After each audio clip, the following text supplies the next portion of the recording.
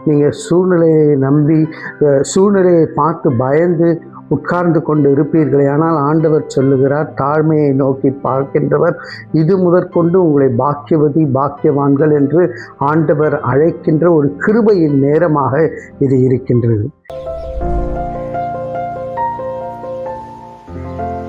பிரியமானவர்களே, லூக்கா 1வது அதிகாரம் 48வது வசனத்திலே அவர் தம்முடைய அடிமையின் தாழ்மையை நோக்கி பார்த்தார். இதோ இது முதல் எல்லா சந்ததிகளும் என்னை பாக்கியவதி என்பார்கள். மரியாள் சொல்லுகின்ற ஒரு அழகான ஒரு வாக்கியம்தான் இது. இந்த வசனம்தான், அவர் தம்முடைய அடிமையின் தாழ்மையை நோக்கி பார்த்தார். எலிசபெத்தை பார்க்க மரியாள் செல்கின்றாங்க. அவங்களுக்கு செய்தி தெரிகிறது. அதாவது இவங்களும் கர்ப்பவதியாக இருக்காங்க, அவங்களும் கர்ப்பவதியாக இருக்காங்க. அப்போது எலிசபெத் சொல்கிறாங்க, என் ஆண்டவரை சுமந்து வந்த தாயை நான் பார்ப்பதற்கு எவ்வளோ பெரிய ஒரு பாக்கியம் எனக்கு கிடச்சிருக்குன்னு எலிசபெத் சொல்லும்பொழுது, ஆண்டவருடைய அன்பை நிமித்தமாக, கிருபையை நிமித்தமாக பாடுகிற பாடல் தான் மரியாளின் பாடல் இது. இந்த மரியாளின் பாடலில் அவர் சொல்கிறாங்க, தம்முடைய அடிமையின் தாழ்மையை நோக்கி பார்த்தார். என்னை அடிமைன்னு நினச்சாங்க, தாழ்மைன்னு நினச்சாங்க, என்னை யாரும் பொருட்டாவே நினைக்கல. ஆனால் கர்த்தர் என்னை நோக்கி பார்த்தார். என்னை நோக்கி பார்த்தது மாத்திரமில்லை, இதோ இது முதல் என்னை கர்ப்பவதி, எல்லா ஜாதிகளும் என்னை பாக்கியவதி என்பார்கள் என்று சொல்லி பாருங்க. எல்லா ஜாதிகளும் என்னை பாக்கியவதி என்று சொல்லப்படக்கூடிய ஒரு தாழ்மையான நிலைமையிலிருந்து ஒரு ஸ்திரீயை உயர்த்துகிற தேவன். இன்னைக்கு ஒருவேளை நீங்கள் தாழ்மையோடு கூட ஒரு தள்ளப்பட்ட, தனிமைப்படுத்தப்பட்ட, அடிமைத்தனம் படுத்தப்பட்ட ஏதோ ஒரு இடத்துல ஒரு சூழ்நிலையிலே ஒரு தாக்கப்பட்டவரை போல நாம் அப்படியே அமைதியாக உட்கார்ந்து நீங்கள் சூழ்நிலையை நம்பி சூழ்நிலையை பார்த்து பயந்து உட்கார்ந்து கொண்டு இருப்பீர்களே, ஆனால் ஆண்டவர் சொல்லுகிறார், தாழ்மையை நோக்கி பார்க்கின்றவர் இது முதற்கொண்டு உங்களை பாக்கியவதி பாக்கியவான்கள் என்று ஆண்டவர் அழைக்கின்ற ஒரு கிருபையின் நேரமாக இது இருக்கின்றது. அந்த அப்படியே மாற்றி விடுகின்ற ஒரு சூழ்நிலை.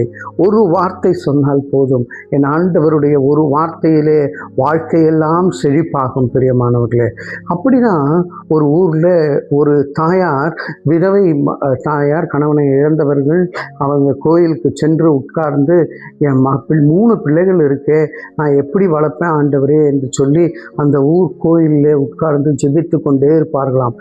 தினமும் சென்று இந்த 3 பிள்ளைகளுக்காக ஜெபித்து ஜெபித்து ஜெபித்து அந்த தாயார், இந்த பிள்ளைகளும் ஜெபத்திலே வளர்ந்து ஒரு காலகட்டத்திலே அந்த பெரிய மகன் ஒரு கலெக்டராகவும், அடுத்த பிள்ளை ஸ்டேட் கவர்மெண்ட்டில், அடுத்த பிள்ளை சென்ட்ரல் கவர்மெண்ட்லன்னு சொல்லி எல்லாரும் ஒரு அந்தஸ்தில் உட்கார்ந்து அம்மாவை அழைத்து பட்டணத்துக்கு சென்று போய்விட்டார்கள்.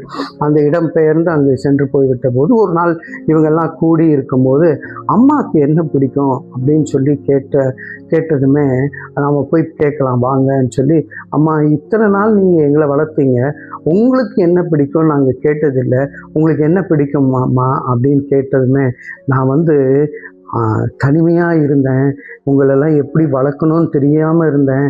அந்த சூழ்நிலையில் ஒரு கோயிலுக்கு, ஒரு சின்ன கோயில் அங்கே நம்ம ஊரில் இருந்தது, அந்த கோயிலுக்கு போய் ஜெபம் பண்ணேன். அந்த கோயிலுக்கு இப்போ போனோம் போல் ஆசையாக இருக்குது அப்படின்னு சொன்னாங்களாம்.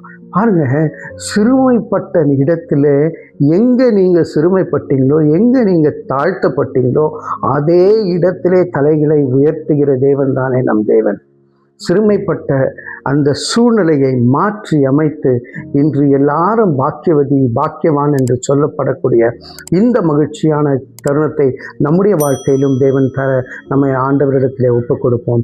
அன்பின் பரலோக பிதாவே, நாங்கள் கர்த்தாவே தள்ளப்பட்டவர்களாய், சிறுமைப்படுத்தப்பட்டவர்களாய், ஆண்டவரே ஒன்றுமற்றவர்களாய் இருக்கும் பொழுது நாங்கள் உம்மை பற்றி கொள்ளுகிறோம், உம்மை பிடித்து கொள்ளுகிறோம். நீர் எங்களோடு பேசும், நீர் எங்களை ஆசீர்வதியும், எங்களை வழிநடத்தி பாதுகாத்து கொள்ளும்.